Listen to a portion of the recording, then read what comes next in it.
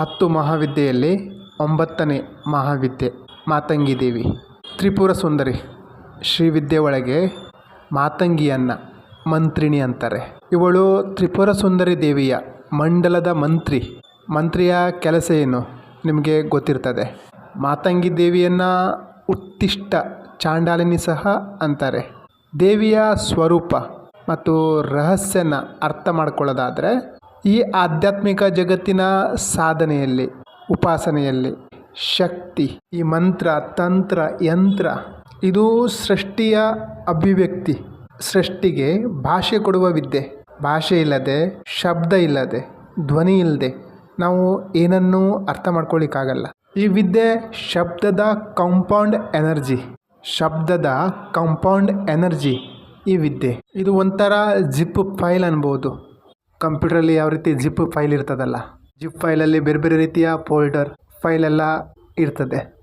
ಅದೇ ರೀತಿ ಈ ಮಂತ್ರಿಣಿ ವಿದ್ಯೆ ಏನಿದೆ, ಶ್ರೀವಿದ್ಯೆಯ ಮಂತ್ರಿಣಿ ವಿದ್ಯೆ ಏನಿದೆ ಮಾತಂಗಿ, ಅದರ ಕಾರ್ಯನೂ ಈ ರೀತಿಯೇ ಇದೆ. ದಶಮಹಾವಿದ್ಯೆಯ ರಹಸ್ಯನ ಅರ್ಥ ಮಾಡ್ಕೊಳ್ಳೋದಾದರೆ ಅಥವಾ ದಶಮಹಾವಿದ್ಯೆಯ ಉಪಾಸನೆ ಮಾಡಲಿಕ್ಕೆ ಹೋದರೆ, ಸಾಧನೆ ಮಾಡಲಿಕ್ಕೆ ಹೋದರೆ ಅದಕ್ಕೆ ಗುರುವಿನ ಅವಶ್ಯಕತೆ ಇರ್ತದೆ. ಅವಶ್ಯಕತೆ ಯಾಕಿರ್ತದೆ ಅಂದರೆ ಗುರು ಮಾರ್ಗದರ್ಶನ ಮಾಡ್ತಾರೆ, ದಾರಿ ತೋರಿಸಬಲ್ಲರು. ಯಾಕಂದರೆ ನಮಗಿನ್ನೂ ಆ ಕೀ ಸಿದ್ಧ ಕುಂಜಿಕ ಇನ್ನೂ ಸಿಕ್ಕಿಲ್ಲ. ಆ ಕೀ ಗುರು ಕೊಡ್ತಾರೆ. ಗುರು ಏನೋ ಚಾವಿ ಕೊಡ್ತಾರೆ, ಅದು ಯಾವ ಮಾಧ್ಯಮದಿಂದ ಕೊಡ್ತಾರೆ. ಭಾರತೀಯ ಶಾಸ್ತ್ರ, ಹಿಂದೂ ಪರಂಪರೆಯ ಒಳಗೆ 2 ಮುಖ್ಯ ಮಾರ್ಗ ಇದೆ. ಒಂದು ವೇದ ಮಾರ್ಗ, ವೇದಾಂತ. 2ನೇದು ಸಂತ ಮಾರ್ಗ. ಸಂತರು ವೇದ ಓದಲಿಕ್ಕೇನು ಹೋಗಿಲ್ಲ. ಸಂತ ಅಂದರೆ ಸಮ್ಯಕ ಜ್ಞಾನನ ಪ್ರಾಪ್ತಿ ಮಾಡ್ಕೊಂಡಿರುವಂಥವರು.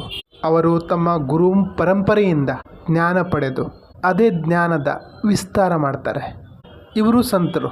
ವೇದಾಂತ ಗುರು ಪೂರ್ವದ ವಿದ್ಯೆ, ಆದರೆ ಅದನ್ನು ಅರ್ಥ ಮಾಡಿಸ್ಲಿಕ್ಕೂ ಗುರು ಬೇಕೇ ಬೇಕು. ಯಾಕೆ ಇವೆಲ್ಲ ಹೇಳ್ತಾ ಇದ್ದೀನಂದರೆ, ನಾವು ಮಾತಂಗಿ ದೇವಿಯನ್ನು ತಿಳ್ಕೊಳ್ತಾ ಇದ್ದೀವಿ. ಅದಕ್ಕೋಸ್ಕರ ಪ್ರಸ್ತಾವನೆ ಅವಶ್ಯಕ. ಯಾವುದೇ ಒಂದು ತತ್ವನ, ಸ್ವರೂಪನ, ಕ್ಯಾರೆಕ್ಟರ್ನ ತಿಳ್ಕೊಬೇಕು ಅಂದರೆ ನಾವು ಪ್ರಸ್ತಾವನೆ ತಿಳ್ಕೊಂಡಿರ್ಬೇಕಾಗ್ತದೆ. ಮಾತಂಗಿನ ಅರ್ಥ ಮಾಡ್ಕೋಬೇಕಂದ್ರೆ ನಾವು ಅದರ ಕ್ಯಾರೆಕ್ಟರ್, ಅದರ ವಿಸ್ತಾರನ ಅರ್ಥ ಮಾಡ್ಕೋಬೇಕಾಗ್ತದೆ. ವೇದಾಂತದ ಡಿಪಾರ್ಟ್ಮೆಂಟ್ ಏನಿದೆ ಅದು ಸಹ ಗುರು ಆಧೀನ. ಅದನ್ನು ಶಾಸ್ತ್ರ ಅಂತೀವಿ. ಅದು ಪರವಾಣಿ, ಪಶ್ಚಂತಿವಾಣಿ. ನಂತರ ಯುಗ ಬರ್ತದೆ ಪುರಾಣದ್ದು. ನಂತರ ಬರ್ತದೆ ಸಂತರ ಯುಗ.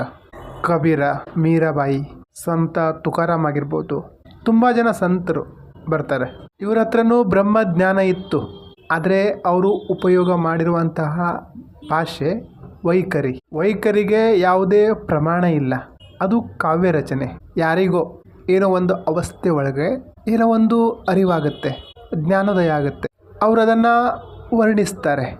ಕಾನ್ಷಿಯಸ್ ಆಗಿಯೋ ಅನ್ಕಾನ್ಷಿಯಸ್ ಆಗಿಯೋ ಪ್ರಜ್ಞಾಪಟಲದಲ್ಲೇನು ವಾಣಿ ಬರ್ತದೆ, ಜಾಗೃತದಲ್ಲೂ ಬರ್ತದೆ, ಅರ್ಧ ಜಾಗೃತದಲ್ಲೂ ಬರ್ತದೆ, ಸುಷುಪ್ತಿಯಲ್ಲೂ ಬರ್ತದೆ.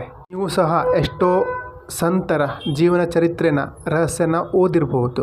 ಅವರು ಬೆಳಿಗ್ಗೆ ಬ್ರಹ್ಮ ಮುಹೂರ್ತದಲ್ಲಿದ್ದರೂ ಏನಾದರೂ ಬರಿತಾ ಇದ್ದರು. ಅವರಿಗೆ ಅರಿವಾದದ್ದನ್ನು ಅವರು ಬರಿತಾ ಇದ್ದರು. ಅವರು ಪುರಾಣ, ವೇದ, ಶಾಸ್ತ್ರ, ಉಪನಿಷತ್ತು ಎಲ್ಲ ಓದ್ತಾ ಇರಲಿಲ್ಲ. ಅವರು ಮಹಾಭಾರತ, ರಾಮಾಯಣ, ಭಗವದ್ಗೀತೆ ಎಲ್ಲ ಓದ್ತಾ ಇರಲಿಲ್ಲ. ಯಾಕಂದರೆ ಅವರು ಸಂತರು ತತ್ವನ ಹಿಡ್ಕೊಳ್ತಾ ಇದ್ದರು. ಮೂಲ ತತ್ವ ಏನಿದೆ ಅದನ್ನು ಹಿಡ್ಕೊಳ್ತಾ ಇದ್ದರು. ಅವರು ಪರತತ್ವನ, ಪರ ರಹಸ್ಯನ ಹಿಡ್ಕೊಂಡಿರ್ತಾರೆ. ಅವರು ಆ ಶಬ್ದನ, ಆ ನಾದನ ಹಿಡ್ಕೊಂಡಿದ್ದಾರೆ. ಅವರು ಆಹತ್ ಮತ್ತು ಅನಾಹತ್ ಇವೆರಡರ ಮಧ್ಯದ ನಾದನ ಹಿಡ್ಕೊಂಡಿರ್ತಾರೆ.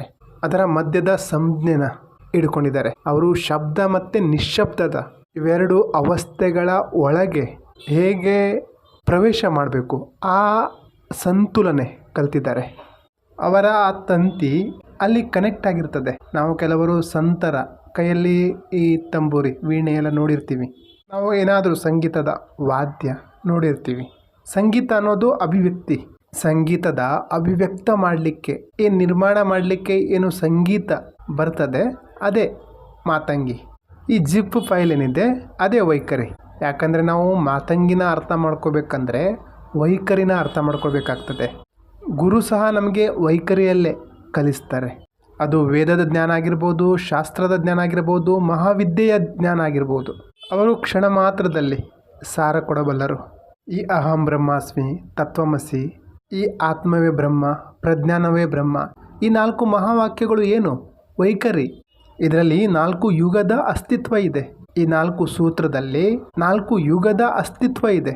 ವೇದಾಂತ, ವೇದ ಅದು ಪರಾವಾಣಿ, ಪಶ್ಯಂತಿವಾಣಿ. ಉಪನಿಷತ್ತು ವೈಖರಿ. ನಾವು ಯಾವುದೇ ಸಂಗೀತನ ಪದೇ ಪದೇ ಕೇಳಿಕ್ಕೆ ಇಷ್ಟಪಡ್ತೀವಿ, ಅಥವಾ ಯಾರಾದರೂ ವಕ್ತಾರರನ್ನು, ಮಹಾಪುರುಷರನ್ನು, ಅವರ ವಾಣಿನ ಪದೇ ಪದೇ ಕೇಳಿಕ್ಕೆ ಬಯಸ್ತೀವಿ. ಯಾರದ್ದಾದರೂ ಮಾತನ್ನ ಪದೇ ಪದೇ ಕೇಳಬೇಕು ಅನ್ನಿಸ್ತಾ ಇದೆ ಅಂದರೆ ಅರ್ಥ ಮಾಡ್ಕೊಳ್ಳಿ, ಮಾತಂಗಿ ದೇವಿ ಆ್ಯಕ್ಟಿವೇಟ್ ಆಗಿದ್ದಾಳೆ. ನಾನು ಸಹ ಓಶೋ ಅವರನ್ನು ತುಂಬ ಕೇಳಿದ್ದೀನಿ. ಒಂದು ಸಮಯದಲ್ಲಿ ಅವ್ರ ವಿಡಿಯೋ ಕೇಳಿಲ್ಲ ಅಂದರೆ ನನಗೆ ನಿದ್ದೆನೇ ಬರ್ತಾ ಇರಲಿಲ್ಲ. ಕೇಳ್ತಾ ಹಾಗೆ ನಿದ್ದೆ ಹೋಗ್ತಾ ಇದ್ದೆ. ಅವರ ಮಾತು ಅಷ್ಟು ಮಂತ್ರ ಮುಗ್ಧನನ್ನಾಗಿ ಮಾಡಿತ್ತು. ಮಂತ್ರಿಣಿ ವಿದ್ಯೆ, ಇದು ಗುರುವಿದ್ಯೆ, ಗುರುಜ್ಞಾನದ ಔಷಧಿ. ಗುರುವಿನ ಗುಲಾಮನಾಗುವ ತನಕ ದೊರೆಯದಣ್ಣ ಮುಕುತಿ ಅಂತಾರೆ. ಗುರುವಿನ ಜ್ಞಾನ ಯಾವ ರೀತಿ ಇದೆ? ಗುರು ಕೆಲವು ಶಬ್ದಗಳಲ್ಲಿ ನಮಗೇನು ಹೇಳಬೇಕೋ ಅದನ್ನು ಹೇಳ್ತಾರೆ, ಅರ್ಥ ಮಾಡಿಸ್ಬೇಕಾಗಿತ್ತೋ ಅದನ್ನು ಅರ್ಥ ಮಾಡಿಸ್ತಾರೆ. ಅದನ್ನು ವಿಸ್ತಾರ ಮಾಡೋದು ಅದು ಶಿಷ್ಯನ ಕೆಲಸ. ಗುರು ಏನು ಜ್ಞಾನ ಕೊಟ್ಟಿದ್ದಾರೆ ಅದನ್ನು ಔಷಧಿ ತರಹ ಯೂಸ್ ಮಾಡಬೇಕು. ಅದನ್ನೇ ಅವರು ಕೊಟ್ಟಿರುವಂಥ ಔಷಧಿಯನ್ನೇ ಚೆನ್ನಾಗಿ ಅಗಿದಗಿದು ತಿನ್ನಬೇಕು. ಒಂದೇ ವಿಷಯನ ಬೇರೆ ಬೇರೆ ಆಯಾಮದಲ್ಲಿ ಅರ್ಥ ಮಾಡ್ಕೊಳ್ತಾ ಹೋದರೆ ನಮಗೆ ಹೊಸ ವಿಷಯ ಅರ್ಥ ಆಗ್ತದೆ. ಅದರೊಳಗಿಂದ ಹೊಸ ಜ್ಞಾನದ ಪ್ರಾಕಟ್ಯ ಆಗ್ತದೆ. ಯಾಕಂದರೆ ಗುರು ಏನು ಕೊಡ್ತಾರೆ? ವೈಖರಿ ಕೊಡ್ತಾರೆ. ಗುರುವಿನ ಹತ್ತಿರ ಆಧ್ಯಾತ್ಮಿಕ ಶಕ್ತಿ ತುಂಬ ಇರ್ತದೆ. ಅವರು ಅದನ್ನು ತನ್ನ ಸಂಕಲ್ಪದಿಂದ, ತಮ್ಮ ಶಾಂಭವಿ ವಿದ್ಯೆಯಿಂದ, ಶಾಂಭವಿ ಶಕ್ತಿಯಿಂದ ಅವರು ತಮ್ಮ ಶಿಷ್ಯನ ಪ್ರಜ್ಞೆನ ಜಾಗೃತೆ ಮಾಡ್ತಾರೆ. ಶಿಷ್ಯನ ಪ್ರಜ್ಞೆ ಜಾಗೃತ ಆದಾಗ ಅವನ ಮನಸ್ಸಿನ ಒಳಗೆ ಗುರುವಿನ ಸೂಕ್ಷ್ಮ ಸ್ವರೂಪ ಬಂದು ಕೂತ್ಕೊಳ್ತದೆ. ಗುರು ಅದನ್ನು ಅರ್ಥ ಮಾಡಿಸಿದಾಗ ಶಿಷ್ಯನಿಗೆ ಅದು ಅರ್ಥ ಆಗ್ತದೆ. ಏನು ಘಟನೆ ಘಟಿಸಿತು ಅದು ಅಕ್ಕಪಕ್ಕದಲ್ಲಿ ಕೂತವರಿಗೂ ಅರ್ಥ ಆಗಲ್ಲ.